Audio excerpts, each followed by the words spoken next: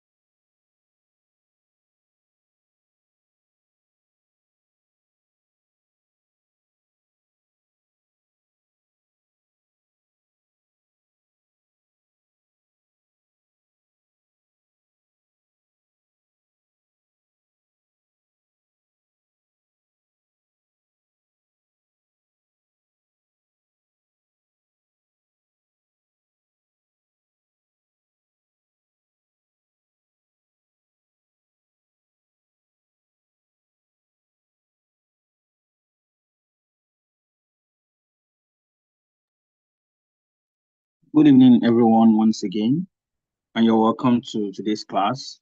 I officially welcome everyone. So, once again, like I mentioned earlier, kindly invite your colleagues to join the class. And we all know what we're supposed to do. Once we join the class, the first thing is to put down our names with our party, as well as our party names that will serve as attendance.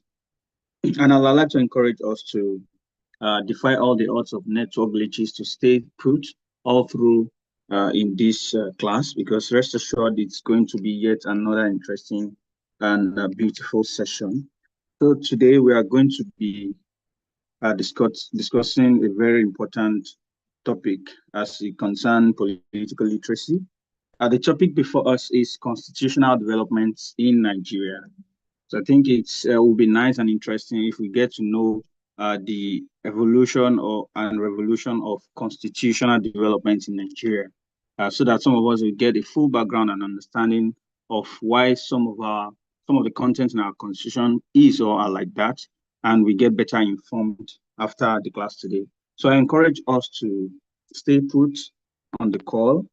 Uh, I encourage us to stay put on the call because we have our facilitator ready already. So I just want to give about 30 more seconds for people to join and put down their agenda. Just 30 more seconds.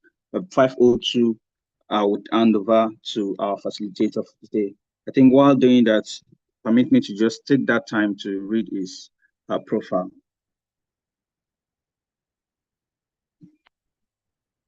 Our facilitator for today is another expert in the political politeracy aspect, and he is more vested in the constitutional development understanding of Nigeria. So his name is Mr. Alvinius Ibiang. Here is his profile. Ibiang Livinus is currently a public health and biosafety expert and a professional in politics with over 19 years working experience or work experience in the social sector to strengthen institutional reforms that can lead to social change. He had led several student youth movements and have been involved in human rights advocacy. He was a former FCT interim chairman of Alliance for New Nigeria Party, ANN, and it was under his leadership that the party built the structures at the local government and ward levels before his ascension to the office of the national vice chairman of the party for the South Zone after the national convention in 2018. In this capacity, he served in several committees, prominent amongst which is the Security Committee, which he chaired, the Partnership Committee with other committee for the general elections in 2019. He was also a member of the National Campaign Council of the party and served as the South Zonal Director and Chairman of the National Campaign. Ibiang is a graduate of the University of Calabar and holds several certifications in his chosen field. He holds, in addition, a master's in business administration from Ahmadu Bello University and is currently a PhD candidate in international public health. Ladies and gentlemen of the cohort 16 for political literacy class at the Electoral College, I present to you our facilitator, Mr. Ibiang Alvinius. Thank you so much. Sir, you have the floor now.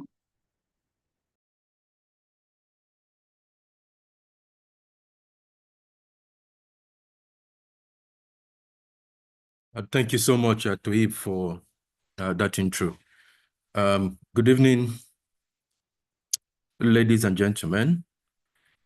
Again, it's my pleasure to be with us on this very segment of the politeracy class for the cohort 16 to look at the history of constitutional development in Nigeria. We have considered very important modules in this politeracy class, and the Electoral College had deemed it necessary to complement our knowledge of our political parties by also understanding some of those constitutional developments that gave birth to the political party evolution in Nigeria. I think a combination of these two modules will give us a better perspective of some of the developments we have within our political landscape. So once again, I welcome you, and let me take the opportunity once again to commend the leadership and management of the Electoral College Nigeria for the sterling performance in driving this program up to this 16th cohort. And this is really very exciting. And I want to place on record my commendation for the great work that you all have been doing. I see Lisa on the call, and I want to commend you and the entire team and for, leading the management of the Electoral College in conducting this politeracy program. And it's always a pleasure to have you. Thank you. Thank you. Thank you. My warmest regards also to the executive director. I'm not sure he's on the call. When I heard to his voice, I thought it was him. I was beginning to wonder if the ED has replicated himself into two. All right, so once again, you are welcome. I'm going to approach this segment according to the outline I've set before us. So I'm going to look at introductory phase and then pre-independence constitution, post-independence constitution, military rule and constitutional development in Nigeria. And then we'll look at the return to democracy and the current constitution that we have. And we also look at constitutional amendments and reforms, and then we'll conclude with some recommendations for all of us. Let me also place a caveat that lectures like these are usually to stimulate and spark off our sense of speculative interest in our studies and in understanding the issues within our political landscape.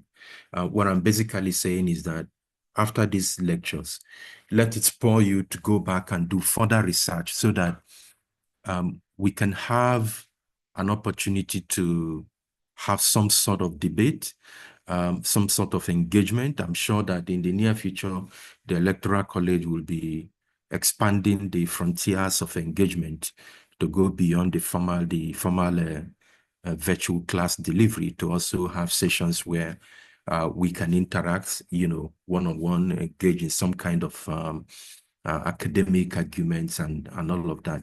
Those will help to, further deepen our understanding of the issues that are being raised at each of these sessions that are mounted. So that's just a caveat for us.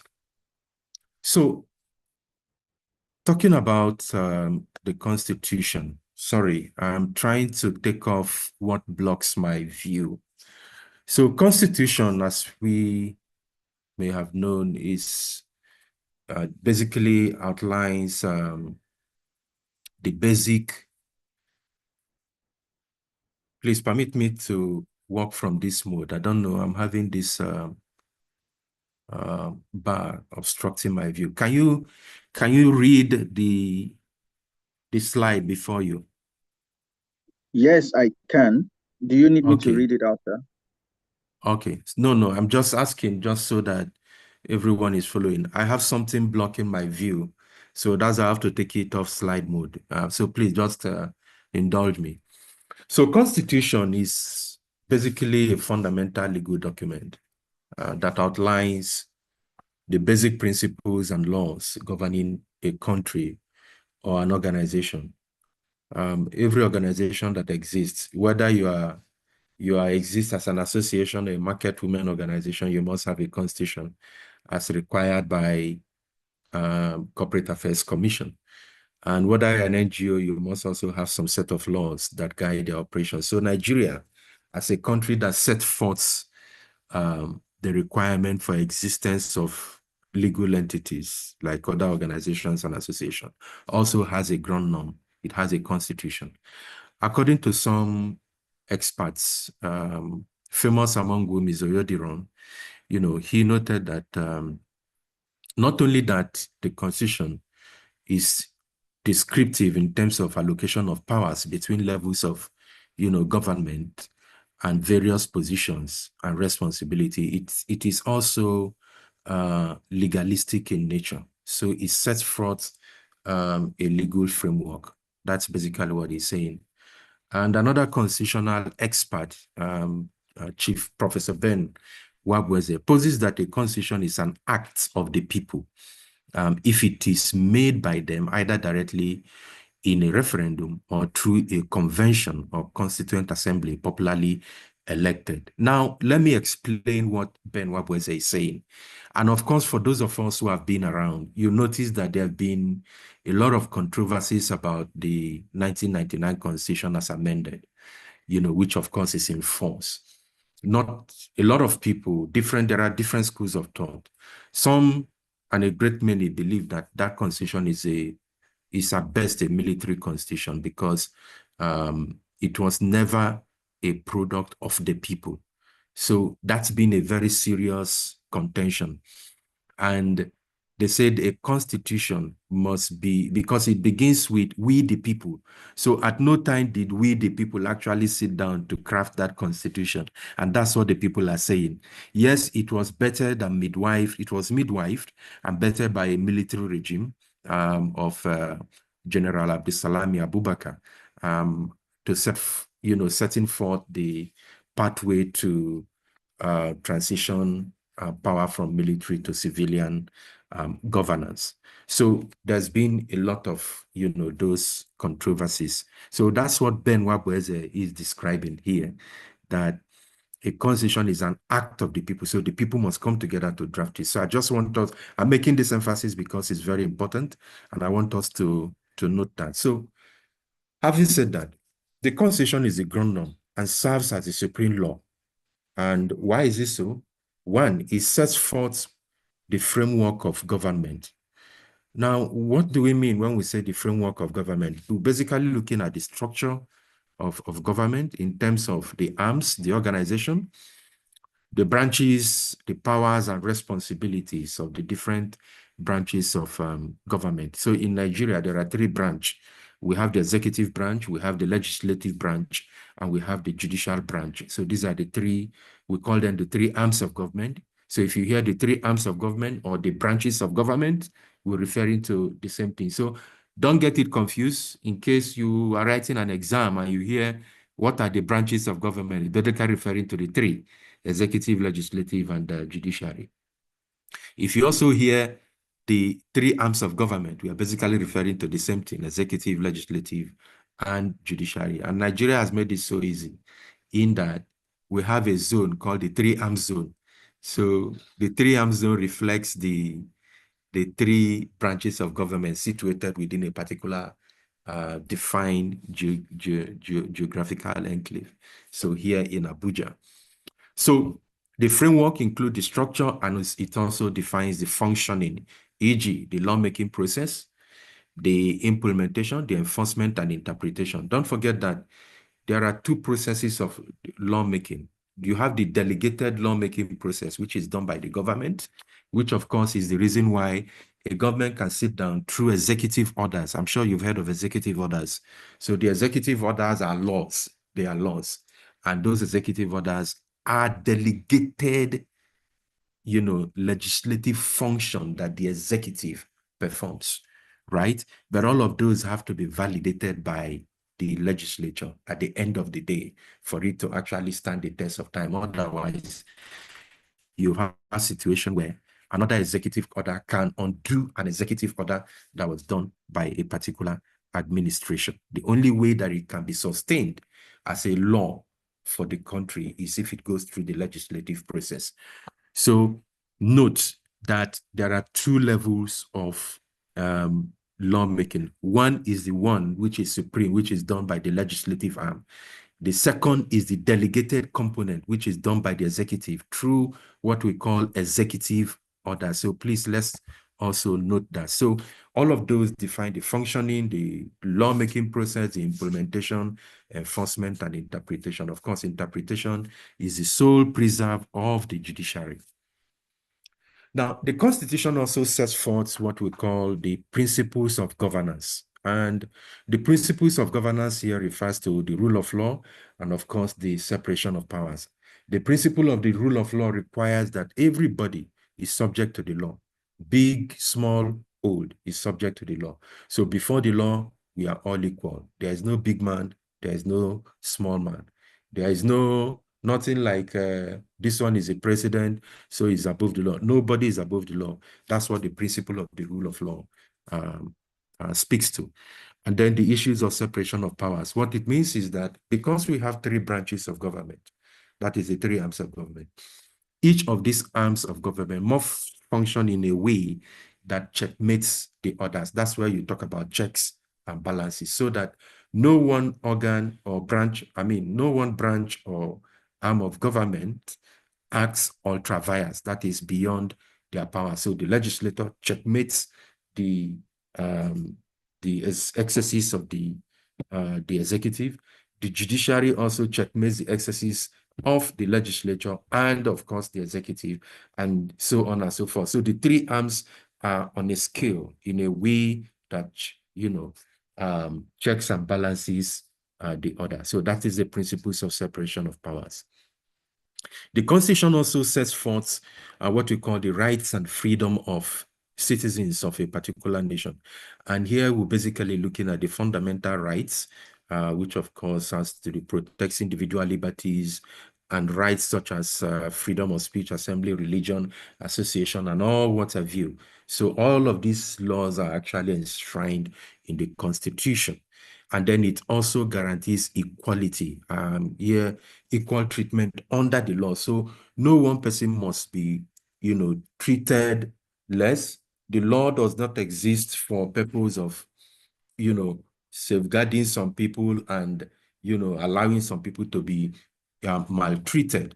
And of course, what I'm saying is very typical in Nigeria, so, and that is not right. It's the reason why you find a lot of agitations in the land where some persons are treated like common criminals, while some who are obviously criminal by way of prima facie evidence that may have been provided are rather celebrated and, treated as the untouchables. So that is running foul to the laws and the provisions of the Constitution. And it is the reason why you find a lot of agitation. And I must say this, wherever you find an injustice, speak against it. Do something against it, because injustice to one is injustice to all. You may say, oh, you are not affected in any way, but I bet you it definitely has a way of coming back. So what we teach at the Electoral College is practical, very practical. And that's why I'm taking time to actually give certain context and relating it to life situations in our own country. So let's not say, oh, it was just a mere lecture. No, it wasn't. It's not just a mere lecture. It's a lecture, but related to a lot of, real life situation in our country. And I'm sure you can cite a lot of cases in our country today that speaks against the spirit and the provisions of the Constitution. Every constitution also set forth the procedure for its amendment, okay? So there's a procedure for revising the Constitution. There's also a procedure for the amendment of the Constitution. All of those are contained in the Constitution. And then the Constitution establishes its supremacy. Okay, the Constitution defines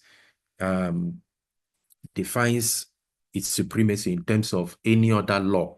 So any other law, whether the laws of the National Assembly or the State House of Assembly or executive orders or edicts, laws at the local government level must be consistent with the provision of the Constitution, because in establishing that supremacy, the Constitution actually says that any other law that is inconsistent with the provisions of the Constitution shall, to the extent of her inconsistency, be null and void. That's what makes the Constitution supreme. Okay? It said this Constitution is supreme, and its provision shall have binding, that is no reservation, okay, powers over any other law that is made in the Federal Republic of Nigeria. So I taking time to make this emphasis as a way of laying the foundation for the issues we are going to be looking at.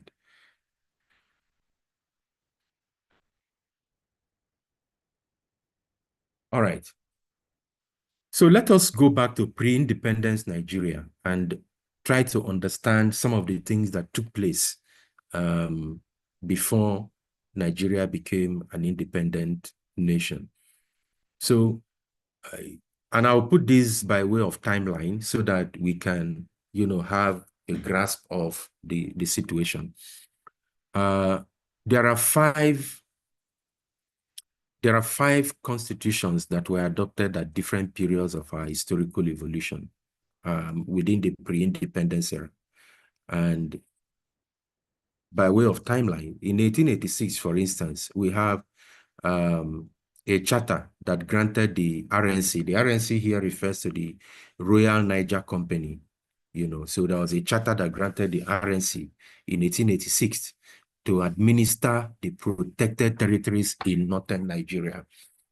And then in 1899, the Protectorate of Northern Nigeria was established following a revision to that charter granted the Royal Niger Company.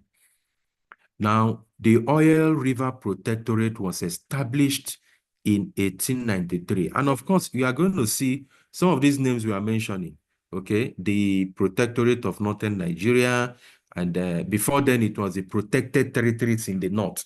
And then we then had the Protectorates of Northern Nigeria, and then we had the Oil River Protectorate, which was established in 1893 and later changed to Niger Coast Protectorate. And then in 1900, or what they call 1900, the Southern Protectorate was proclaimed, right? And then in 1906, we had first attempt to build a nation when the colony of Lagos, because Lagos was then a colony of Lagos and the Protectorate of Southern Nigeria were amalgamated into the Protectorate of Southern Nigeria. So that gave birth to the Protectorate of Southern Nigeria, just like we had the Protectorate of Northern Nigeria. So we had two protectorates by 1906.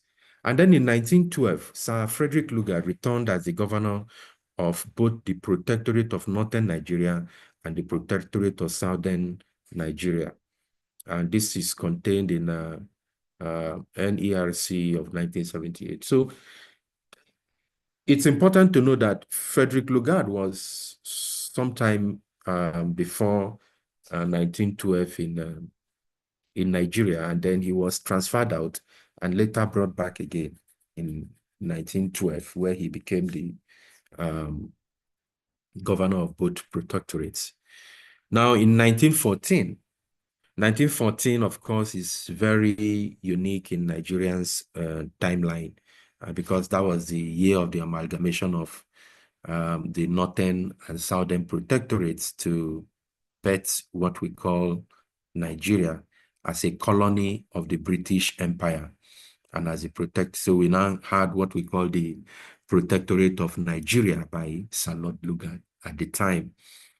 So those timelines are very important, and I like for us to note those timelines so that in your private study, you will then begin to look at the context. What were the context of issues between these historical periods of civilization, of constitutional evolution? So,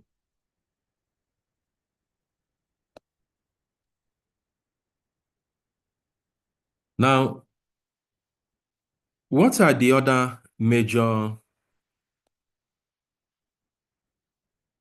What were the major development of the pre-independence era? Let's begin to look at them. So first of all, we had what we call the Sir Frederick Lugard Constitution of 1914. So when Nigeria became a protectorate, because it became a protectorate of Nigeria in 1914, it was governed by the laws made by Sir Frederick Lugard. And so that's why we have the Sir Frederick Lugard Constitution. And what were the key features of that constitution? One, it provided opportunity for expression of public opinion through a non-legislative Nigerian council. And this council was basically an advisory council, and matters of interest during the last year, and only matters of interest during the last year are explained, and any question of policy and legislation were basically brought before that advisory council. Now, the Nigeria Council was made up of just 36 members, including 6 Nigerians nominated to represent the coastal districts and the interior of the country. And these were, conveyed in studies by Ezra in 1960. And these 6 Nigerians consisted of 2 emirs from the north, the Alaafin of Oyo, and 1 member each from Lagos, Calabar, and the Benin Warri area. And this, of course, is contained in Federal Information Service of 1955. So those were the 6 Nigerians that were members of the council. So if you consider a council that is made up of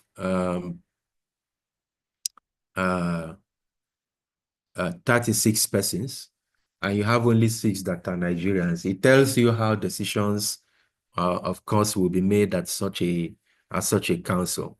Okay. And then we've defined who these 6 members were. And so Lord Lugard's term in office ended, and Sir Hall Clifford assumed office as the Governor General of Nigeria. And so you can see that the constitutions that we had at the time followed the names of the Governor Generals who were presiding over the Protectorate of Nigeria. So in 1922, Sir Clifford, became the Governor General, and then we had the Clifford Constitution established. And what were the key elements of the Clifford Constitution? That constitution established the first formal constitution in Nigeria. And it created a legislative council with limited representation. That is, only educated elites could vote. Now, the Clifford Constitution aimed to address colonial governance, but it lacked broad political participation. So the new council legislated for the whole of the southern Nigeria, but the council could debate estimates of the whole country. Okay, this was of course pointed out by some researchers, Elu Ukagu, and the North was still, however, governed by the governor's, proclamation, as indicated by some of these, scholars. So what again? It provided for a total membership of 45, so it expanded the membership, and it consisted of 26 official members and 15 nominated members by the Governor General. So according to Oyeleye, for the first time in Nigeria, Lagos and Calabar were granted the right to vote in an election to the Legislative Council. The 4 elected Nigerians, of course, came from Lagos and Calabar. So that was the structure of the Clifford Constitution.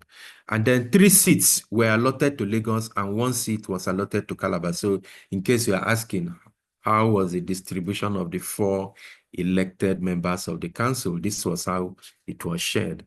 So apart from Lagos, it shows the status of Calabar as an intellectual center at the time. And it should also be noted that Calabar was the capital of the Oil River Protectorate created by the British in 1891, which was later renamed in 1893 as the Niger Coast Protectorate. So Calabar had been an important city in view of the role that it played in hosting the colonial government at the time.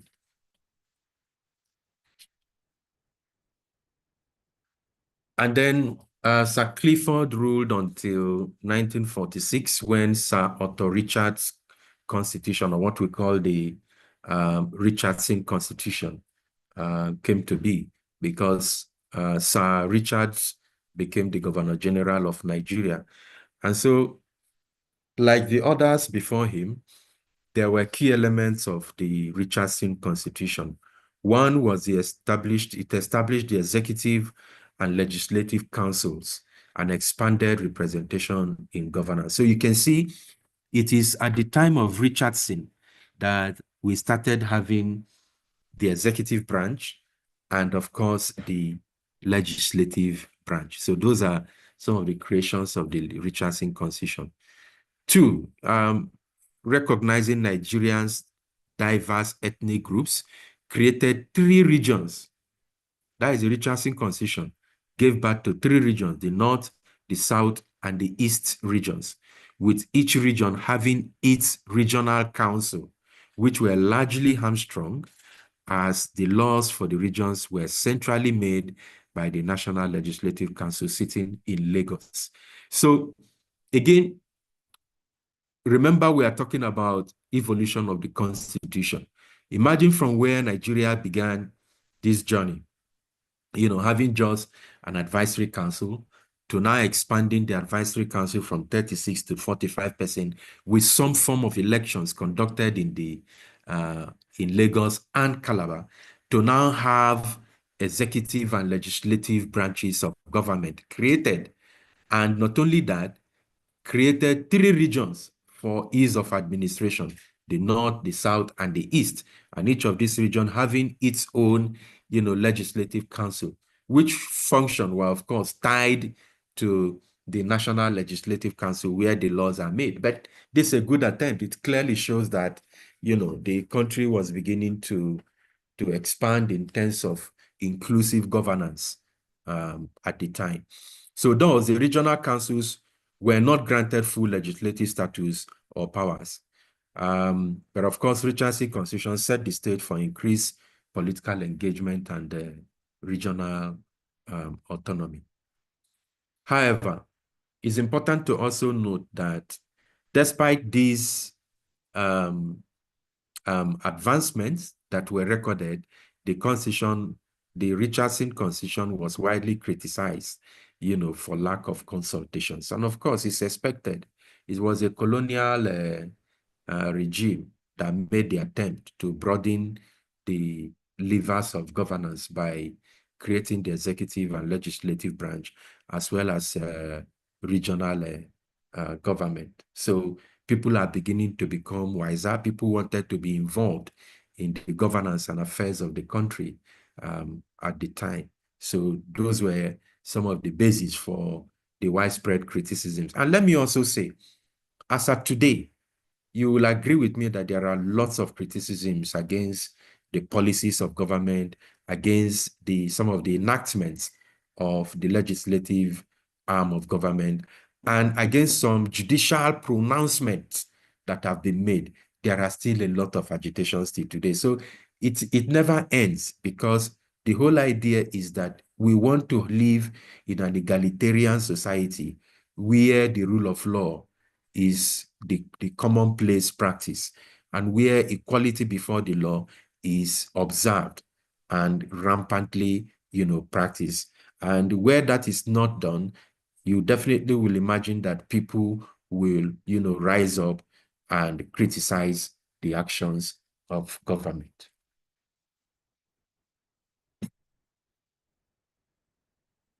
After Richardson's time, we had Sir John Maferson, who became the next governor general in 1951. The Sir John Maferson era gave birth to what we call the Maferson Constitution. So, and there are key elements of the Maferson Constitution. One, just look at it. The Nigerian Constitution, or Order in Council, number 1172 of 1951, established a central legislature made up of a single chamber called the House of Representatives. That was what we had under the Maferson Constitution. Then we had the regional houses represented by 136 members at the regions. Remember, 3 regions were created under the Richardson Constitution. So what it is saying is that the regional houses were represented by 136 members. There was an executive council consisting of the chief commissioners of each of the 3 regions, the Attorney General, the Financial Secretary, Director Medical Services, Director Education, and others nominated by the governor. The Constitution also approved bicameral legislature for the Western region of Nigeria and the Northern region. That is the Order in Council. So it approved, even though at the center it had one legislative chamber, the House of Reps, but at the region it approved a bicameral legislature. So for the first time, Nigerians were made ministers, but without portfolio, which was seen by many as a setback to our manifest destiny. But it also provided for establishing more political parties like the Action Group and the Northern People's Congress at the time. I'm sure you can begin to see a nexus between constitutional development and the evolution of political parties when we did political parties and structure. And that's why the Electoral College actually developed this model just to complement whatever you learned during the political parties and structure. Now, with all of this, what were some of the shortcomings of this Mafasin constitution? One, this constitution did not last long. That's one. Two, northern delegates in the Central Legislative Council refused to support the motion moved by Chief Anthony Enahoro of Action Group in 1953 that Nigeria should become self-governance. So for many of us who follow history, Anthony Enahoro, blessed memory, was the first to move a motion for independence in 1953, but that was, stood against by the northern delegates. So while the members of the South saw it as eventful and historic, the northern members saw it as an attempt by South to set in motion some sort of political, hegemony at the time. Hence, the Sardauna of Sokoto, Sir Ahmadu Bello, added to the motion as soon as it is, practicable. So those were some of the major shortcomings of the Mafasin constitution. It didn't last long. Perhaps if it had lasted, it would have provided maybe some opportunity for Nigeria to become self-government. But we'll see what happens as we progress. So we then had the Sir Oliver Littleton regime, which gave birth to what we call the Littleton Constitution of 1954. So you can actually see that the Mafasin Constitution was just 3 years, unlike others that, went almost like a decade before, 5 years or so before a new government took over. So what were some of the key features of the Littleton Constitution? A product of the public resentment and protestation against Mafasin Constitution, of course, which created some sort of quasi-federal structure, because it has a central government and also had regional government, even though they say it's quasi because it's not a real federal structure where powers were fully dissolved or devolved, but that the regional governments were tied to the broad strings of the national government. So there are 2 constitutional conferences that took place, first in London and then the second in Lagos. Both were, were conducted under the auspices of course, the British Secretary of Colonies. So that position is like what you call the foreign affairs minister in Nigeria, but in the British, of course, the foreign secretary. So at the time, it was known as the British Secretary of Colonies. And some of the things discussed, of course, which were the outcome of those conferences, were that Nigeria became a federation comprising 5 units made up of the northern, the eastern, western regions, then the Federal Territory of Lagos, and the Southern Cameroon. So you can see at some point we had the southern part of Cameroon, which were also part of Nigeria. And then we also had the establishment of the Federal House of Representatives with 188 members that were mostly to be directly elected by the electorate. So these were some key features of the Littleton Constitution. And then the creation of the Federal Council of Ministers, that is what we today call the Federal Executive Council. Then it was called the Federal Council of Ministers, which members are to be selected from amongst the members of the Federal House of Representatives. So first of all, so that's more like yes, parliamentary system of government, because people are elected, and from the elected members, the cabinet is then formed. And then the allocation of, legislative powers to the 2 tiers of government at the federal and regional levels were clearly defined through what we call the exclusive, concurrent, and residual legislative list. So what you today know in the schedules of the Constitution as the exclusive, concurrent, and residual list were defined under the Littleton Constitution. Very interesting. So the Constitution, of course, created the parliamentary system of government for the country. Remember, we said the Federal Executive Council were nominated from among the elected representatives to the House of Representatives. So it is from that pool that the council was constituted. So very interesting elements of the Littleton Constitution. And you could see by far, it was an improvement to both the Richardson Constitution and the Masterson Constitution. Now, we had the first Constitutional Conference of 1957. And there were two major constitutional conferences that held in London at the time. The first Constitutional Conference held in London between May 23 to June 26 of 1957. And then major issues discussed were around the creation of states like the Midwest states, Cross River states, and the Middle Belt state. So these were some of the critical issues that were discussed in the conference.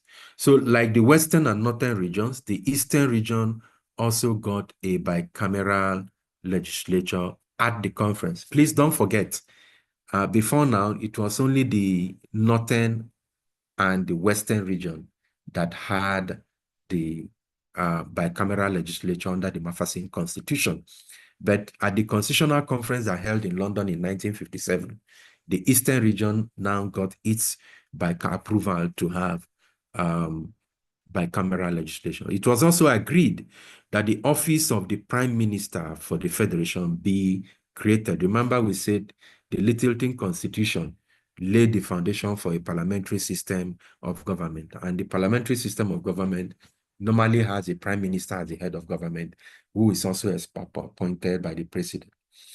Now, and that the Eastern and Western region become self-governing immediately after the conference, while the Northern region becomes self-governing in 1959. So take note that whereas the Northern and the Western region had a bicameral legislature, the Eastern region only had a bicameral, approved to have bicameral legislature in the 1957 conference in London. But more importantly, the Eastern and the Western region became self-governing immediately after the conference, while the Northern region was to become self-governing in 1959. And it's important to note that these decisions were based on contributions by the political elites from all of these regions. So that the North became self-governing much later was also a contribution by the elites from the Northern region. Then we had the second Constitutional Conference, which took place in 1958. The Constitutional Conference is held from September 29 to October 27 of 1958. Again, this was in London. And what were the main issues for discussion? One, the recommendations of the Minorities Commission was brought up, and this commission was set up by the 1957 conference to address the fears of the minorities by the majority ethnic groups like the Igbos, Yorubas, and the Hausa. Recall that the Littleton Constitution recognized the minorities, okay? It recognized the minorities. But then there were palpable fears in the political space of fears of domination, because there were three regions that were created. And each of these three regions were to become self-governing. So it was a thing of concern, because we had the Northern region, the Western region, and the Eastern region. And within the Eastern region, there were other nationalities. Within the Western region, there are other smaller nationalities. Same also applies to the Northern region. So it was a thing of concern for the elites at the time. And so a committee was set up to look at the issues of the rights of the minorities. And then the issue of self-government of the northern Nigeria also came to focus, because it was said that the northern region was to become self-governing in 1959. So it came up, just keeping the issues within the radar so that, they don't get lost. And then the request for independence, which Nigerian delegates had made to the United Kingdom government at the 1957 conference, was also brought to the fore. So conference was attended by 106 persons, variously classified as delegates, advisors, and officials. Okay. And 5, the conference recorded decisions on fundamental human rights, the issues of the police, self-government for the northern region, the position of Lagos vis-a-vis the southern Cameroons, electoral arrangements, fiscal arrangement, minorities issue, and of course the Nigerian independence. These were a summary of the key highlights of the 1958 conference. One major highlight was when the Colonial Secretary, Alan Lennox Boyd, who presided over the conference, declared the promise by Her Majesty's government of granting independence to Nigeria on October 1, 1960. So you can imagine the jubilation of all those who were at that conference when the news was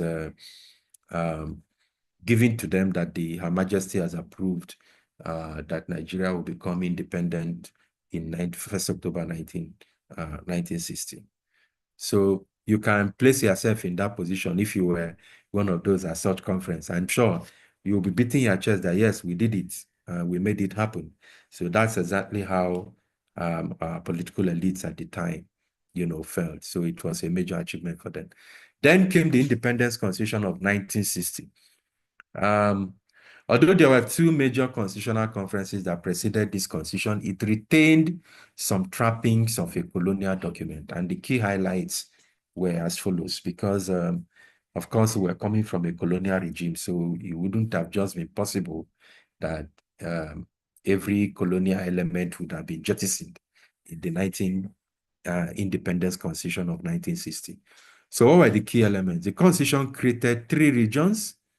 So it basically recognized 3 regions: the North, the East, and the West, along with the Federal Territory of Lagos. So Lagos, of course, was the seat of government. Now, the Constitution also appointed Her Majesty the Queen of England as the head of the executive judiciary, as well as being a member of parliament. So the Queen was both the head of executive and then the judiciary, and also a member of the parliament. So the Queen was everywhere. And it also established 2 chambers of the federal legislature, the Senate and the House of Rep. So this was the first time the country had a Senate and also had the House of Representatives. Then it set forth Nigeria's transition to self-governance and independence from British colonial rule, and as a republic, of course, which Nigeria later became somewhere in 1963. And then it recognized human rights and freedom. The office of the Prime Minister, who was to be appointed by the Governor General, representing Her Majesty the Queen in the Federation, was also created, Office of the Prime Minister. And you recall that this was discussed during the conference in London. Then the Nigerian Police Force was also created by the Constitution, and then the Constitution also shared powers between the federal government and the regions in a well-defined terms as detailed in the exclusive legislative and residual list, concurrent list.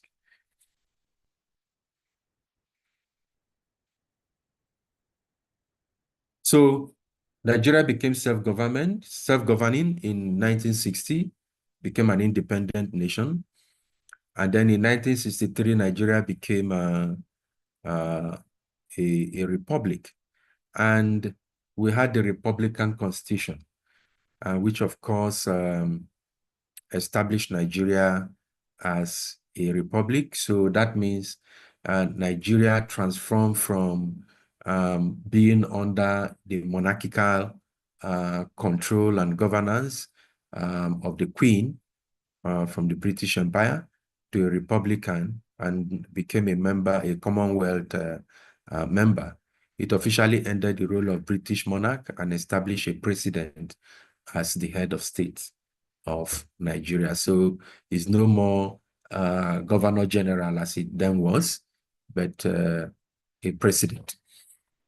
So we had the federal structure, which of course established federalism. And of course, this also was a product of the Littleton Constitution. Don't forget that the Littleton Constitution actually gave birth to some of these well-established structures. And then it had the regions. The country was divided into 4 regions: the North, Northern, Western, Eastern, and then we had the Midwestern regions of the country. And each of these regions had its government with some levels of autonomy. And then we had the presidential system, which established the executive branch, where the president was the head of state and government with significant executive powers. And the president was elected by an electoral college, which included representatives from the regions. And then we had the prime minister, and the role of the prime minister was abolished. The president assumed both executive and ceremonial roles. We had the parliamentary system, where the legislature was, of course, made up of the Senate and the House of Representatives. And then we have the judicial system, which gave or established the independence of the judiciary within the Nigerian constitution. So these were some of the key elements of the Republican Constitution of 1963. So don't forget, it established Nigeria as a republic. It created the federal structure made up of the federal government and, of course, the regional governments. And then it established a presidential system with an executive branch. And then the role of the prime minister was abolished because the president became the head of state and the head of government. And then it established the parliament, which, of course, was made up of Senate and House of Reps and, of course, the judiciary. Now, Nigeria was, Nigeria's constitutional development was truncated at some point when the military rule, the military took over the affairs of governance and established military rule. So we had the military coup in 1966, and this, of course, impacted on the governance of the country. However, it's important to note that this military government midwifed 3 constitutions during its time. And so we had the 1979 constitution, which was, of course, midwifed by the government of General Olusegun Obasanjo, who was the then military head of state at the time. And basically, it was intended to return the country to civilian rule. And it's also, the 19th Constitution also established the presidential system with some key features and reforms. So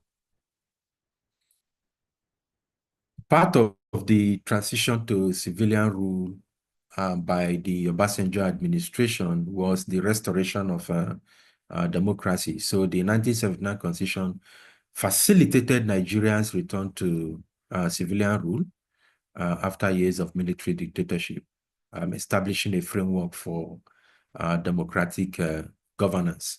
And so we had the government of Alhaji Shehu Shagari, which took over after the general elections. And the 1979 Constitution also had the federal structures, which was, of course, made up of the federal government, and then the states. And the number of states was increased from 12 to 19 by the regime of General Olusegun Obasanjo, reflecting the need for more regional representation and administrative efficiency.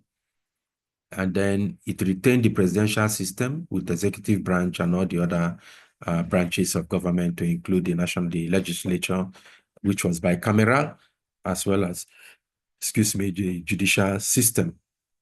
So for the judicial system, it clearly defined the federal as well as the state judicial system, which of course is exercised by the courts. And in 1989, we also had another constitution under General Ibrahim Badamasi Babangida, who was the then military president of Nigeria. And this was basically an attempt to transition to democratic governance. And you recall that part of the effort was what led to the creation of two political parties by the Ibrahim Badamasi regime. That is the Social Democratic Party and the National Republican Convention.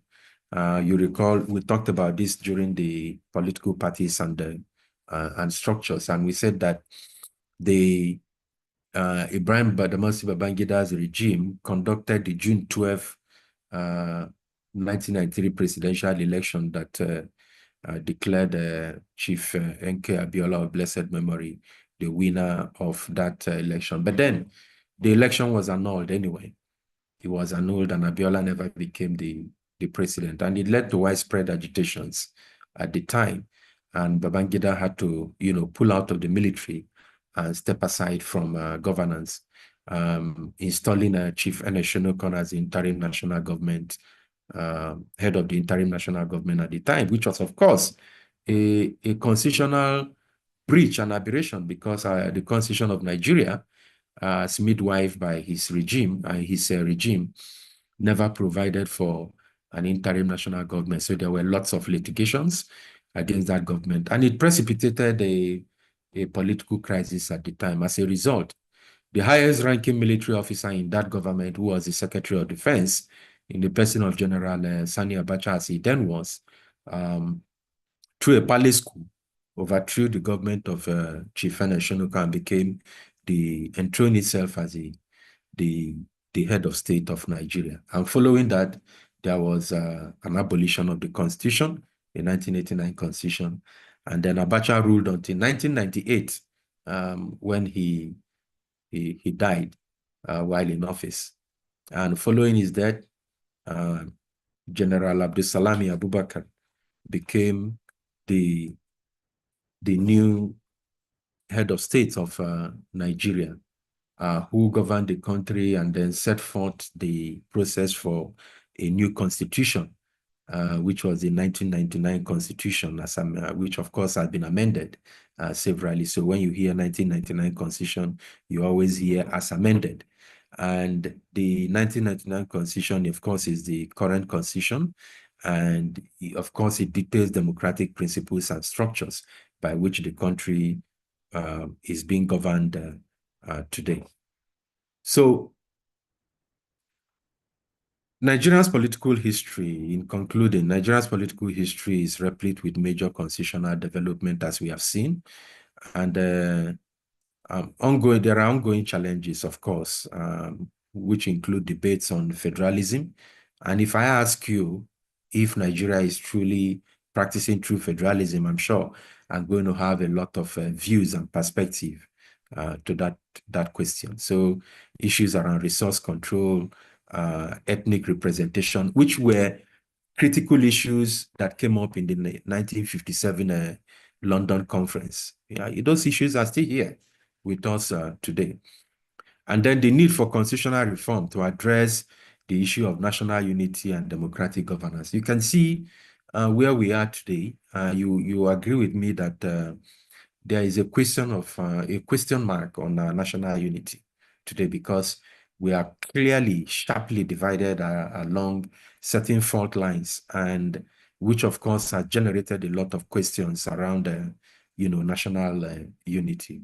And finally, the evolution of Nigeria's constitution, of course, reflects the complexities in our history and how diverse our society is. And so we must therefore find a way to ensure that our constitution clearly reflects that diversity and what has, become the complexities of our contemporary society today. It's only then that we can actually beat our chest to the effect that we have a people's constitution in Nigeria. So, gentlemen and ladies, this is just, like I said earlier, to spur us up and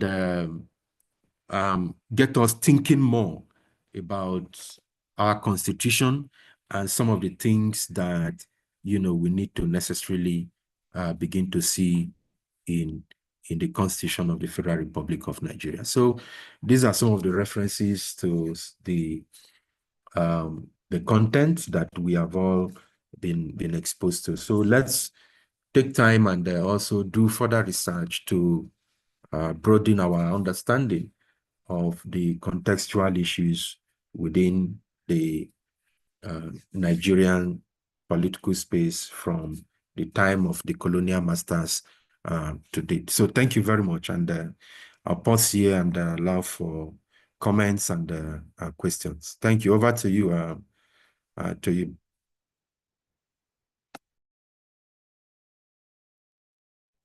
Yeah, thank you so much, sir.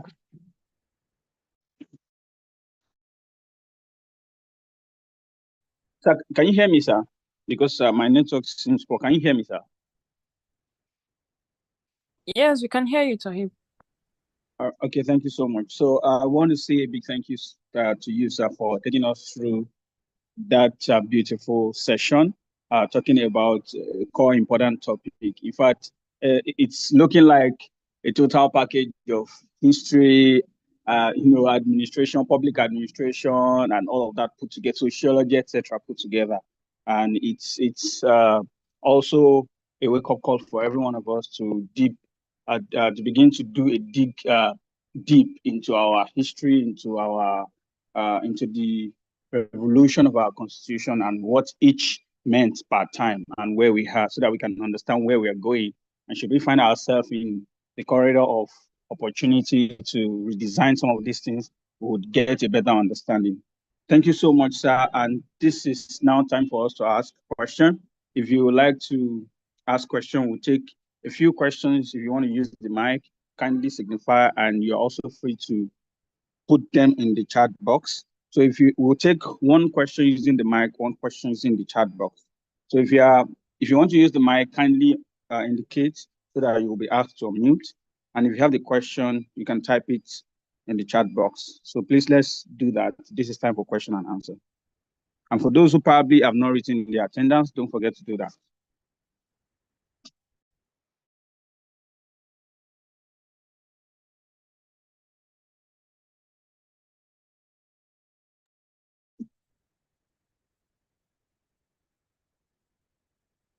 Do we have anyone with question? Okay, I would ask Stephen.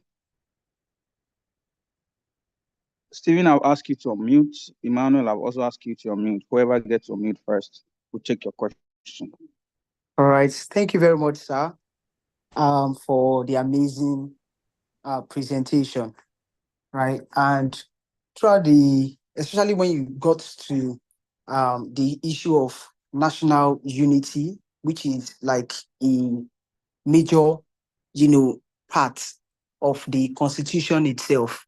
Right. So my question is, considering the happening or the revolt of the Northerners during the agitation or movement for self-rule in the 1950s, and the Biafra War that broke out in the late 1960s, right? What's the future of achieving national unity as it relates to the Constitution?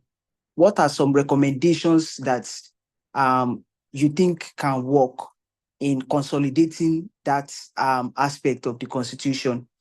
Because there are still pressing issues. Since 1960s, the Biafra issue is still on, even till now, right? And one way or the other, from the Fourth Republic, the beginning of the Fourth Republic, we can see that it's almost as if we are not likely to have an Igbo president soon enough, right? Because of these agitations, right? So my question is, what recommendation seems feasible in consolidating the unity of our people?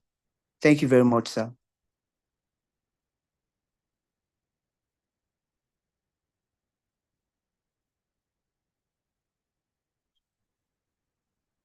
Okay, that's taken. I don't know, sir. Do you want to answer the question, or should we take one more question and you answer the two together? Yeah, let's take one more and then I'll take both of them. I'm noting down the question. Okay, sir. Okay, Mr. Emmanuel Chima, you have the mic now. Oh, okay. I've asked you to unmute, so I'll do that again. All right, thank you. Good evening, everyone. Thank you, Mr. Livinus, for this insightful presentation.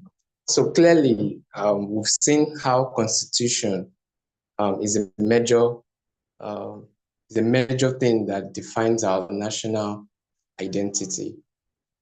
And from what I've seen tonight, from the history of the development of our Constitution, I can see clearly that the reason why we have different reform and all that, maybe people at a point did not, or they did not pay attention to the Constitution. They did not, how do I say it?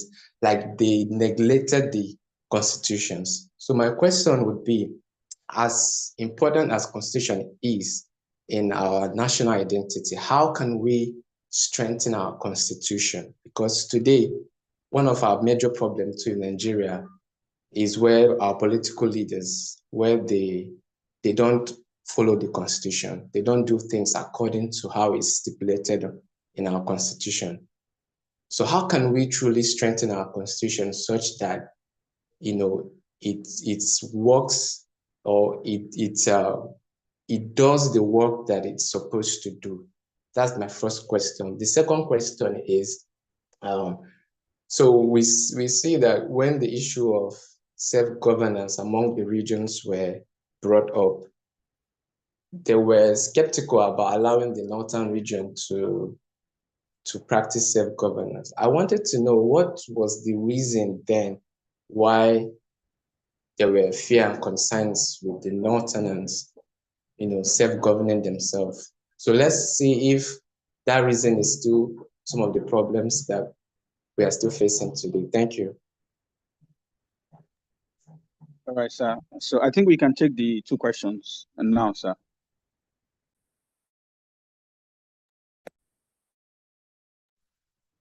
Thank you for your question. Let me begin with the first question, the question of national unity. We had the Civil War. I prefer to refer to it as a Civil War, which broke out and lasted for 3 good years. And after the war, I'll just cut the long story short. The Gowon's regime declared that there was no victor, no vanquished, and established what has become the spirit of the National Youth Service Corps. And what was the spirit? There were what we call the 3 R's. The 3 R's define the core principles for the establishment of the National Youth Service Corps, because there were frayedness, there were tension, political tension as a result of the war. There was distrust within the Nigerian system. And so in order to unite the country, okay, talking about national unity, the Gowon's government established what you call the 3 R's. The 3 R's here refers to 1, reconciliation, 2 was rehabilitation, and 3, reconstruction. These were the spirits, the 3 principal elements that make up the National Youth Corps. It is the reason why, and the whole idea was to begin to mobilize Nigerians to serve in regions other than their primary regions of birth or states of birth, to form a bond of brotherhood. Okay, so that was the whole essence. And the whole idea was ending the disagreement and starting to build good relationship amongst Nigeria, and then rehabilitation and helping, of course, the region that were, most hit by the war, that is the Eastern region, to begin to heal and to build the systems within that area. And then the reconstruction was basically to ensure that the eastern part of the country is rebuilt, so that it comes to be at par with the other regions of the country. I'm sure, again, I will not want to be too forward in answering all of that, because we all Nigerians, we all live in the Nigerian space and we can see what is going on. And one of the questions also spoke to that as well, the issue of an Igbo presidency or Eastern presidency, as the case may be. The question is, has the eastern part of the country been built? And that's a very big question, So, so you trained the question at me, but I'm also asking you because you also live in Nigeria. And that's why I said we want to be as practical as we can within the Nigerian space. Can we actually say that the eastern part of the country has been rebuilt in accordance with the 3 Rs? So that's a very big, question that was here to answer. But very clearly, to actually build that national consensus, to actually strengthen national unity was the reason why the General Yakubu Gowon, who was the then head of state at the time the Civil War was resolved, established the 3 Rs principle. And in order to operationalize it, it established the National Youth Service, Corps to begin to implement the 3 Rs. Whether that has worked is another big question. I recall when I was in my youth service, I was part of the debates where to address the question of NYSC to be or not to be. And I was of the view that the NYSC must be allowed to continue to exist for reasons behind why the NYSC scheme was established. There are those who hold opposing views and so on and so forth. So the question of national unity still stares us in the face, and which is the reason why there's been this consistent clamor for, a people's constitution where the people should come together to actually come up with a people-oriented constitution. The closest to it was the constitutional conference that President Goodluck Ebele Jonathan set up, which was basically to what we call the National Conference, which was basically to come up with some key recommendations that will inform the drafting of a people's, constitution. However, that constitution, the outcome of that conference was actually left to gather dust in the shelves.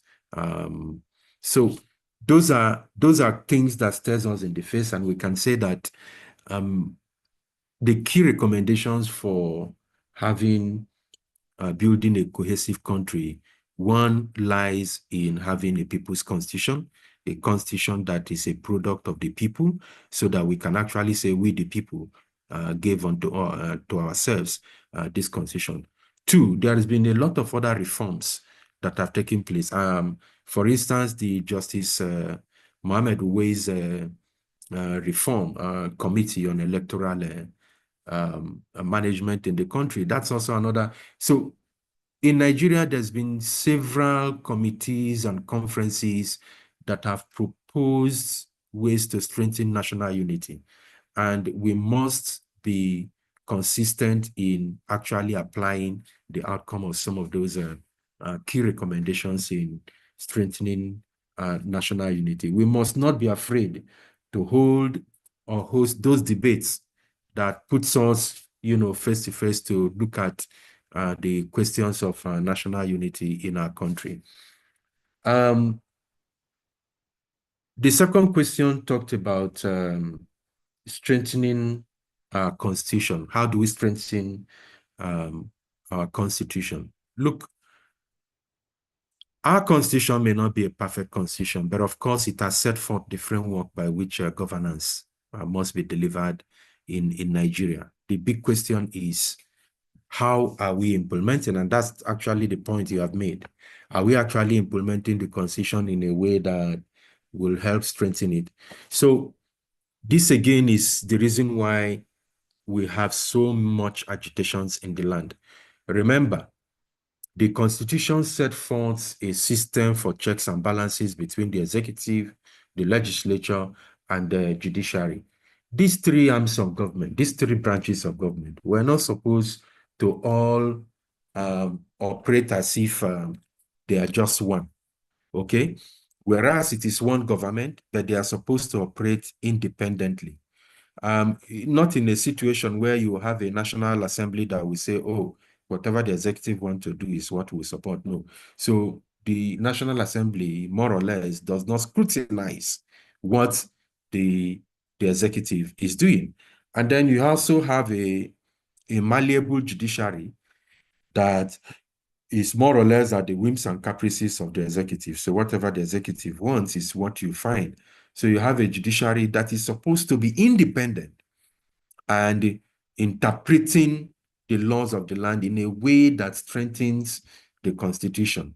But of course, what we have seen as of today is a judiciary that is more like an appendage of the executive arm of government. So in a situation where you have that kind of system, you cannot have the laws of the Constitution interpreted the way it is supposed to be. And if that doesn't happen, it means that you can have a strong constitution, as it were, because at best, like some experts have described it, that even if you bring the angels from heaven and place them in this government, they can still not work because of the way the Constitution is framed. And this, of course, is the reason why there have been so much agitations for a peoples-based constitution for the country. So, indeed, we need a people's constitution. And the constitution as presently obtains does not guarantee a lot of things. It doesn't breed the kind of trust that people should ordinarily have. I bet you a lot of the reason why people boycott elections today is that they will tell you, even if you have elections, as much as we're operating under this constitution, we can never get, good governance in this country. So that's a very serious challenge. And this is the question of, distrust that we've been talking about. Your second question about self-governance. Again, like I said, the issue of the delay in self-governance for the northern region was largely as proposed by the elites from that region. So it wasn't as though other regions opposed it. No, it was the decision of the northern elites at the time. Because imagine when it was first proposed that the regions become, Nigeria becomes self-governing by Enahoro. The staunch opposition to that motion was actually from the northern elites, northern delegates in the legislature. And what was it? The fear that, these persons would, they are seeking to establish themselves as, power blocks within the political landscape. Those were the reason. And you can see some of those things playing out today. If you go back to look at the tax reform bill that was sent to the National Assembly today, you can see where the major opposition to that bill is actually coming from, and what are the reasons. No, so there are many things many things we are seeing in the country that actually reflect some of those issues within the pre-independence era of Nigeria playing out today. So those were some of the reasons. So if you look at it very closely, a lot of political, issues. Some of the governors are of the opinion that, oh, if this tax reform bill goes through, parts of the North will be on the losing side, and so on.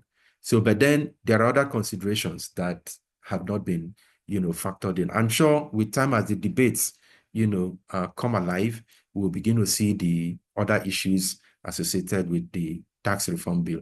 But by and large, this bill was actually meant, or is actually intended to increase fiscal responsibilities and sort of devolve fiscal responsibilities to the states as much as possible from the federal government. It was also the same reason that led to the delay in self-government in the northern region.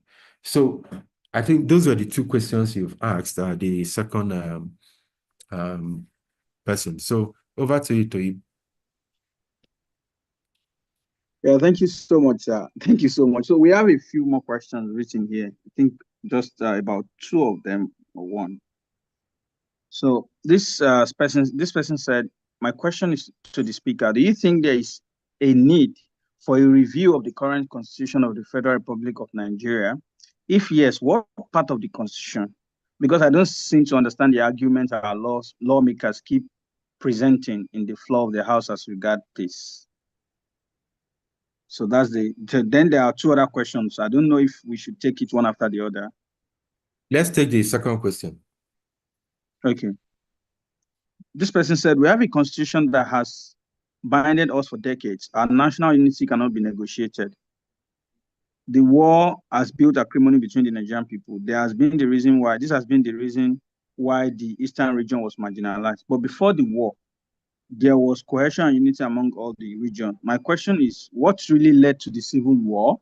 Then the person said, my second question is, now that the eastern part of the country is on fire, who is the architect of the disunity going on in the eastern region? Okay. So this person that asked the second question seemed to have the answers already, and I would have loved him to go further and tell us his views, because it's a class discussion. It's not just supposed to be a question for me to answer. So yeah, we've had a constitution that has bound us for years. We've been bound from the time of amalgamation. We've been bound together. We've been bound together from the Frederick's Lugart's Constitution era to the Clifford's Constitution to all the constitutions that we've had. We've been bound together. Okay, so if you look at Lugard, we were together. Under Clifford, we were together. Under Richards, we were together. Maferson, we were together. Littleton, we were together. Independence Constitution, we were together. 1963, we were together. And then the Civil War that broke up, aftermath of the coup and counter coup that happened, okay, issues around marginalization and all of that. Those issues have been there. Those were the same issues that led to the Civil War. Those were the issues that led to the Civil War. So we cannot pretend that those things are completely gone. They are still there. They are still there. But despite that, we've still been together because we kept saying there are aspects of our constitution that are non-negotiable. I recall Goodluck Jonathan, in setting up the national conference, also mentioned that there are no-go areas. Okay? And those no-go areas are areas that has to do with the unity of the nation. Very good. So as a result, we are still together. And even now, we are still together. The big question is, has that ended the question of marginalization? Recall, in 1957, the minority right issues were raised at the London Conference, which led to the establishment of the committee, okay, at the conference to look at the issues of the minority. Has that ended today? Are there no issues of the minorities till today? Are there no regions of the country that are considered minorities today in the political scheme of this country? So, like I said, we cannot continue to pretend as if these issues are not there. So, yes, I agree with you. We've had constitutions that has bound us together. Who dares says he's declaring self-government that will not be, mowed down by the forces of the federal government, just like it happened in the Civil War. So no region.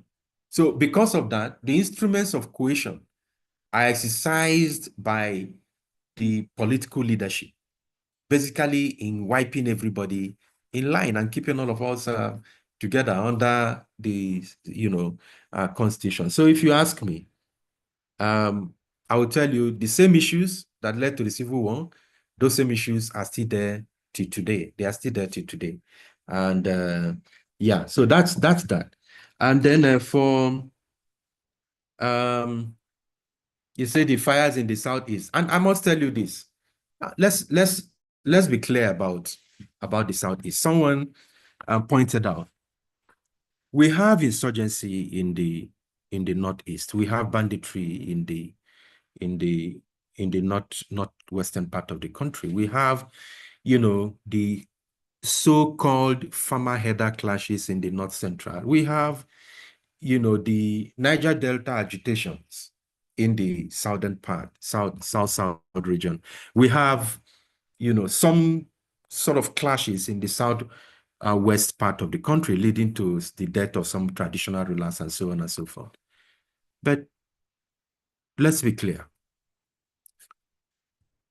In the Southeast, if you go to the Southeast today, one of the major things that has happened is the proclamation by some unknown gunmen or the so-called IPOB members of a sit-at-home on Mondays, okay? But beyond that, right, you have a situation where the Southeast is the most policed region. And the question many people are asking, why is the region so highly policed as against a region that is almost ravaged by insurgency out there in the Northeast? There are questions that have not been answered. And all these things speaks to the issue, the question around national unity.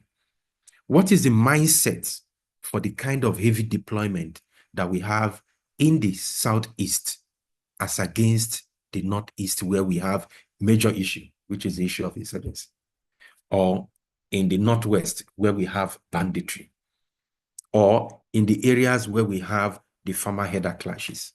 Why is the Southeast so highly policed? These are questions begging for answers. Again, whereas this class is not intended to solve or provide that solution, we're only posing the question so that we'll go back and begin to think, why do these things exist? Do they speak to the issue of justice? Do they speak to the issues around equality? Do they speak to the issues around fairness and all of that? By the time we go think through all of this, it will help us come to that consciousness of what needs to happen. And then we can begin to look at what aspects of the Constitution to tinker with. So in asking the question as to what aspect of the Constitution need to be amended or revised, first, we need to think through all of the issues, the banditry issues, the insurgency, the farmer-header clashes, the Niger Delta question, the Southwest issues, the Southeast issues. We need to think all of these things. We need to look at the police. We need to look at the structure of the military. We need to look at the security services. We need to look at the fiscal policy of this government, not just this government, of our constitution.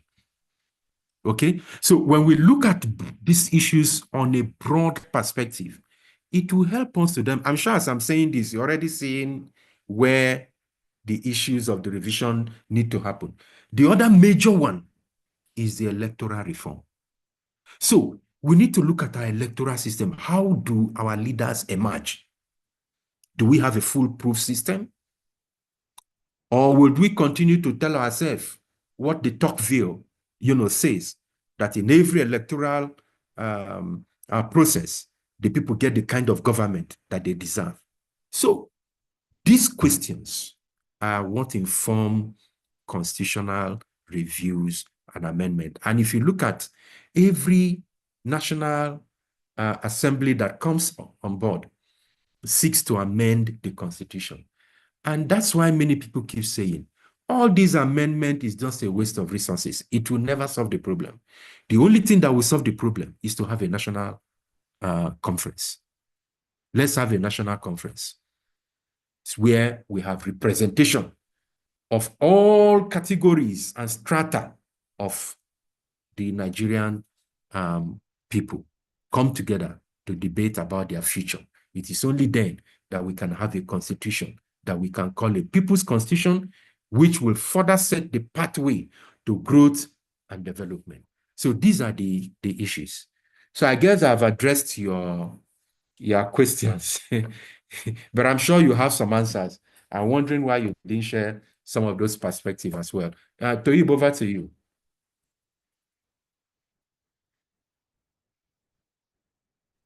Okay, sir. Thank you so very much. Let me see. It's okay. I noticed we have two people raising their hands. Three.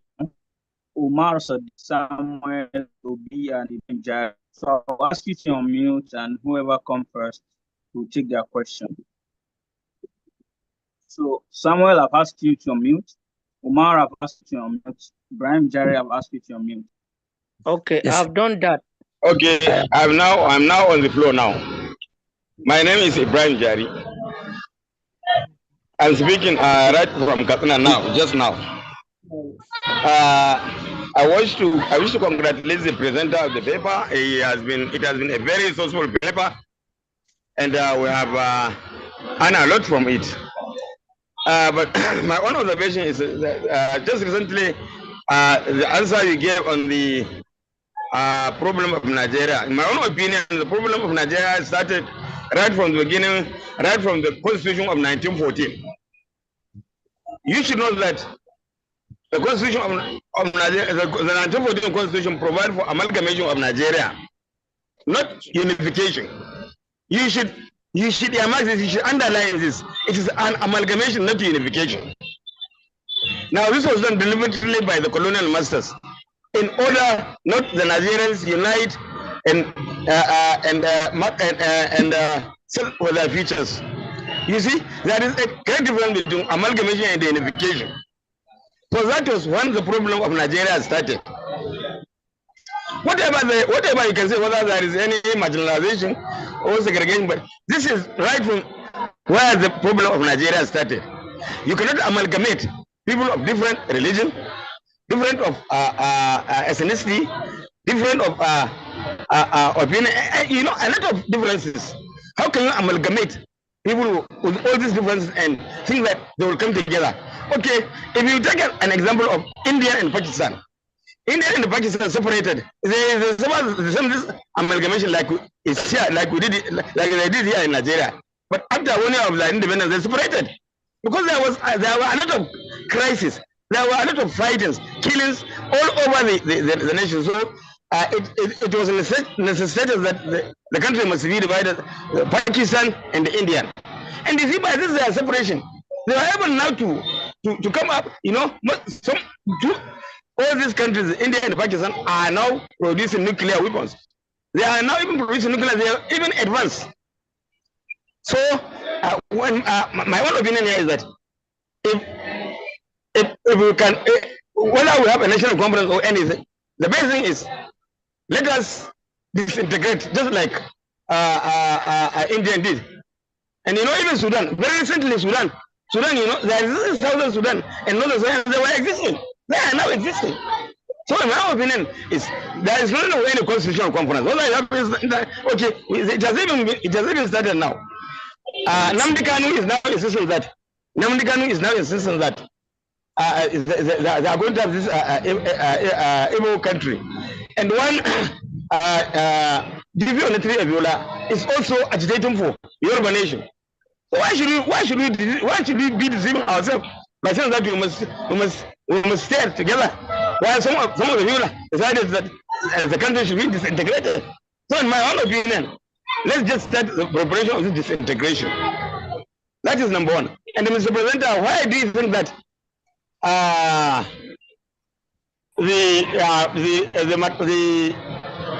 the second constitution, that is after the 1914 constitution, not McPherson, the Clifford constitution. Why do you think that?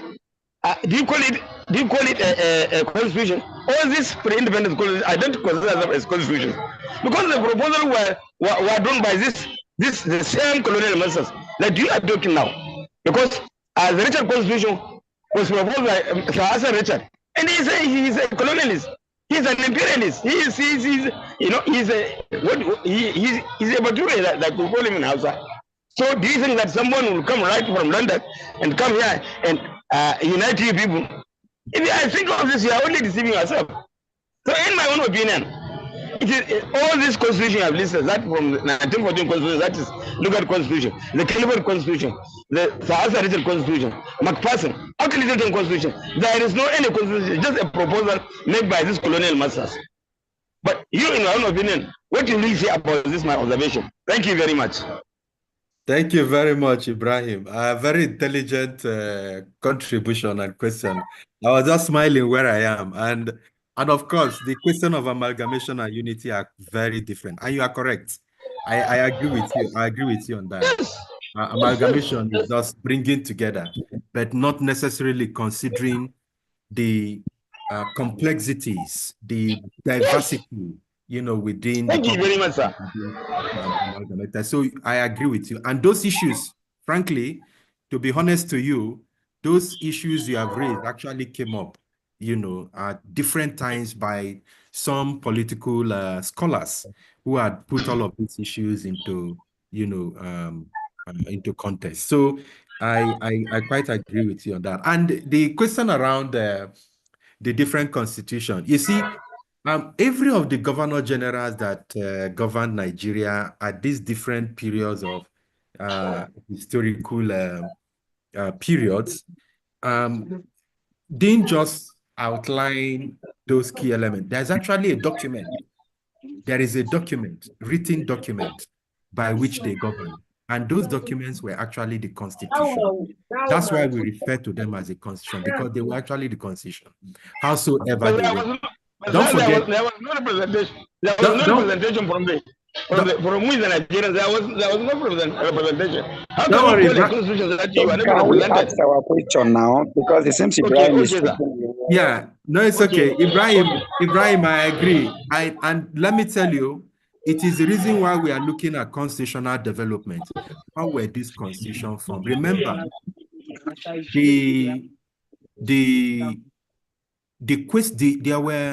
there were issues around the Clifford Constitution, okay? And one of the key issues was that, the Richardson Constitution. One of the key issues was that it was widely criticized for lack of consultation. So the point you are raising is very true. All of those constitutions were not drafted with the input of Nigeria. That is true. Thank you, sir. Yeah. Thank you. There were constitutions that were led in development by the colonial masters. That is also very true. Okay, so but the point we are making is that even though there was less of contribution by the Nigerian people, there were documents by which the protectorates of, Nigeria was governed at the time. And that's why it was adopted as sources of our constitutional development. Don't forget, each of the constitutions built on the other. The 1960 Constitution relied so much on the London conferences and on the Littleton Constitution. The Littleton Constitution also relied on the provisions of the Mafeking Constitution, which of course relied on the provisions of the Richards and the Clifford Constitution. So that was actually the build-up. What we are doing is showing the build-up to what we have today. And then we had the 1963, which established Nigeria as a republic. The question is, what was even the participation of Nigerians in drafting the 1963 Constitution? What was the percentage in terms of inclusion? What proportion of Nigerians contributed to the drafting of the 1979 Constitution, the 1989 Constitution, the 1999 Constitution that we are referring to today? This is the reason why there have been agitations, against the Constitution, where people are clamoring for you know, a people-oriented or people-centric constitution today. So the points you are made are very germane, and they are, you know, very intellectual. You have brought up very intellectual position, which have been, you know, in the radar over the years. Okay, so that's why I said I agree with the points that you've made, and thanks for bringing that up. You've made a very vital contribution. Toyib, let's have the next question. All right, thank you. Good evening. Okay. Oh, I'm here. Is that good evening? Okay. Yes. Umar Abubakar Sadiq from Kaduna. I want to ask, since I'm looking at our constitutional antecedents, the military has created all the states we have in this country. And we are celebrating democracy, civilian administration. Why is the issue of state creation a naughty bone to crack by democratically elected government? That is one. Then secondly, the issue of resource control and allocation. One, equity, derivation, and population. I want you to touch base because these are becoming contentious issues, just like even the current tax bill and reform that is flying over the country now. I want you to help us touch base on the issue of equity, derivation, and population. Thank you very much, sir.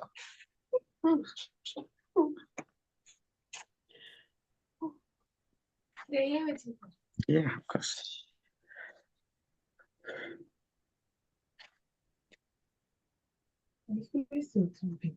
Yes, Tohib, are you still? Yes.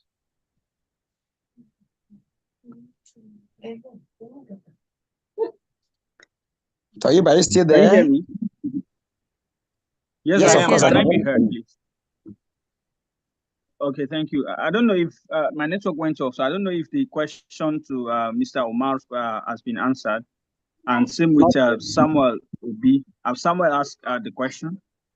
No, I'm still here. I think we have almost the same line of thought, but it's just that mine is something I've tried to find out on my own. And when we touch about this national unity, it touches me because sometimes I try to carry out personal research on why there's so much distrust in the country. First of all, I was using the 1999 constitution that recognizes the 36 states of the 36 states in the country with the Federal Capital Territory as state and Federal Capital Territory. So I was now looking at the number of local government that were created per state and the area councils we have in the Federal Capital Territory. So as a data person, I now brought the most populated state in Nigeria. In the last census, we have Kano and Lagos leading that chart. And I saw that Kano was just marginally above Lagos because both of them were on 10 million people in that statistics. I now saw that, okay, two of them are on 10 million with Kano leading marginally. How comes Kano has 44 local governments and Lagos has 20? If population was an index or one of the indices that were used. Someone now told me that no, it was not just population, that they used both population and landmass. I now took two other states, the 19th largest state in Nigeria being Jigawa in terms of landmass, and the third largest state in Nigeria being Taraba in terms of landmass. I now saw that Jigawa has 27 local government and Taraba has 16. I now said I took population. As a statistician, I could not arrive because Lagos and Kano has almost the same population, and yet there's disparity in the number of local government, 44 against 20. I took Jigawa and Taraba, Taraba being the third largest and Jigawa being the 19th largest in terms of landmass. Yet it was giving me a disparity of 27 against 16. So I now ask myself, if I'm explaining to my children, how did we arrive at the creation of local government? Is it by landmass or by population? I cannot lay my hands on the exact index or the indices that were used to arrive. So these are some of the contentious issues that are still breeding the anger that we see in the land. And that is what worries me a lot. And I want more people to tell me more. Maybe if these two indices or index that were used were not enough, maybe there's something else I don't know. Thank you very much. Thank you very much, Samuel. Definitely there is something more that you do not have, and which I also perhaps do not have. Let me begin with you to say yours is not really much of a question, but I think you have just you've just put forward some observation that you have with respect to revenue allocation. And you see, this is the point that a lot of people have been making with respect to the need for us to have a people-centric constitution. First and foremost, the creation of states and local government. Your question very much, as you said, aligned with Umar's question, is that the military, for the military is a lot easier because they rule by decree. That's by fiat. So whatever they want to do, they decree it into existence. And that's how they decreed all the states that we have today were created under a military regimes.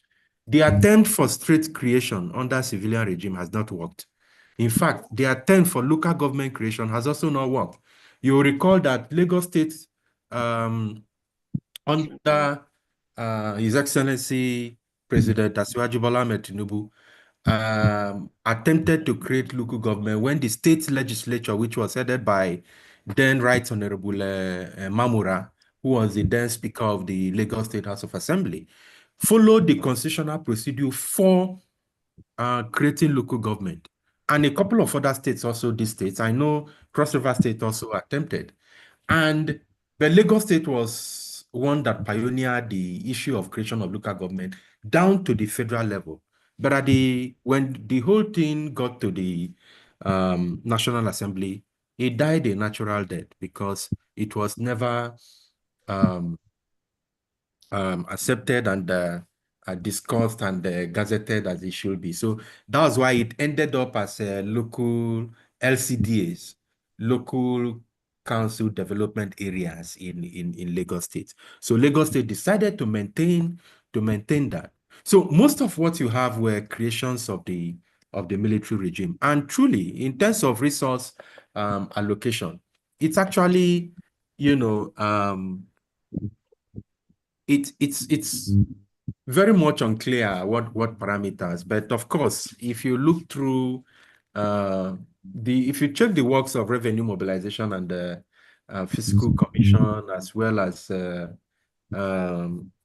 National Bureau of Statistics and some other agency, you might find some information that can help you understand the basis for revenue allocation and all of that. So those factors you mentioned, landmass, population, and a couple of others are actually critical factors to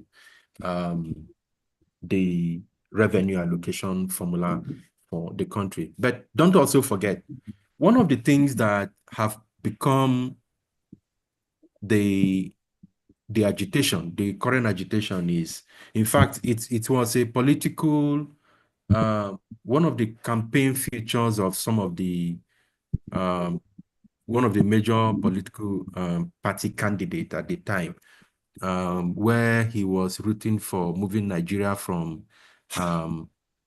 consumption to a productive nation. And clearly, which is what the fiscal responsibility bill is all about, is basically to have a situation where we begin to have states, generating revenue and paying to the center. If we operate just like we had in the country some many years back, if we have a situation where states are mobilizing the resources, harnessing them, producing, we'll begin to have a situation where, we'll get some sense of balancing within the polity. But as of today, as much as we operate what many call the FAC, Federal Allocation Committee, we will continue to have the imbalances we have in the system. I don't think we want to dwell so much here because the issues are broad, and it's not something that we can conclusively discuss here today. But what this is pointing to me is the need to include within our lecture series the issues around derivation.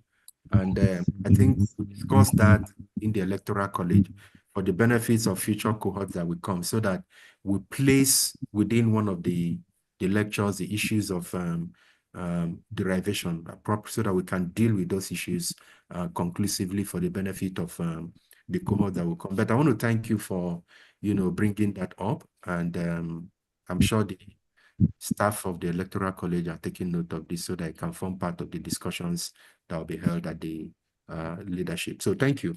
Toyib, over to you.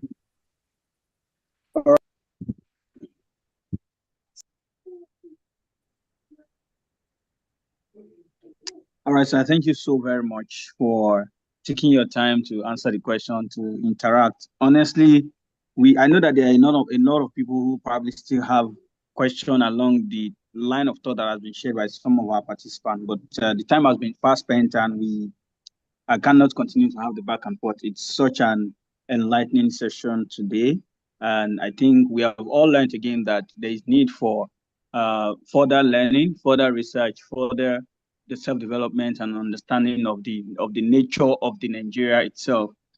And I also want to thank everyone who has asked questions or made contributions, and also particularly the last contributor who spoke about data. As the person was just mentioning that, I had a lot of thoughts right in my head, and I think these questions are begging for answers. And I believe that as we ask the right questions, we get more answers. And for the love of country, we get to our love for the country, we get to increase, we get to understand where issues are and how we can contribute in our own little way. So we want to say thank you once again for your time, sir. We appreciate your time, the knowledge shared, and the willingness to engage in this conversation going forward as well. Thank you so much. Thank you so much, everyone, for participating today. I want to believe that it's been a beautiful week ahead. So again, let's look out for the activity for next week, as well as attending classes. That will be all for today. I think Mrs. Lisa can now unmute everyone so we can all say thank you to our facilitator in unison. So that is all from my end. If there's any announcements, Mrs. Lisa, you have the floor now. Thank you very much. We're very happy. Coalition and equity will come up before at the end of our call. Thank you.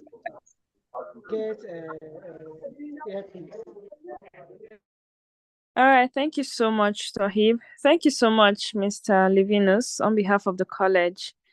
Thank you for always sharing from your wealth of experience and deep knowledge. I'm sure the students got a lot of value this evening, and they got to, learn from a different perspective. So thank you so much. We really, really appreciate you. Thank you, sir. Thank you, everyone, for attending. Like Tohib said, watch out for your activities for this week, and have a lovely evening, everyone. Good night. Thank you, everyone.